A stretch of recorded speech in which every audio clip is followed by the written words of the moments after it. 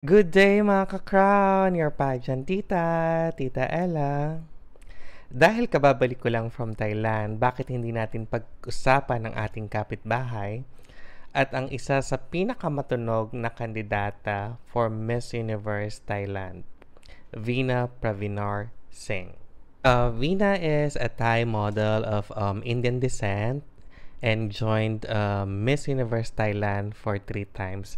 The highest placement was a first runner-up in 2020 and was also a fan favorite in 2023 alongside with the eventual winner Antonina, where she ended with a second runner-up placement.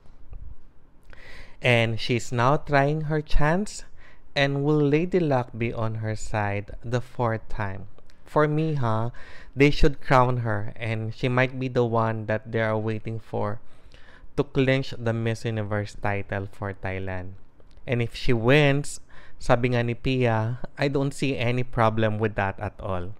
And as a pageant fans, I'm sure marami ring matutuwa. And business-wise, napakagandang ambassador ng Miss Universe at ninawat si Veena.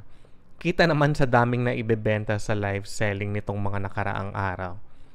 And plus points din sa Miss Universe kasi Veena is a mom at hindi na iisipin ng mga pageant fans na pamparami lang ang mga married at mom sa Miss Universe na unang chika ni Auntie Anne.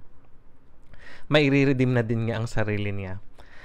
Pero siguraduhin lang nila na magpa-perform si Veena sa finals, which I am very confident na maitatawid niya ang swimsuit at evening gown round. Kailangan lang niyang paghandaan ng Q&A. Medyo matagal na din naghihintay ng third crown ng Thailand at hindi naman malabong masungkit sakaling si Veena ang ipadala nila dito. Kaya sana pala rin siya sa Miss Universe Thailand at siguradong buong Thailand ang backup niya sa Miss Universe. This is your pageant tita, Tita Ella. Kapkun ka.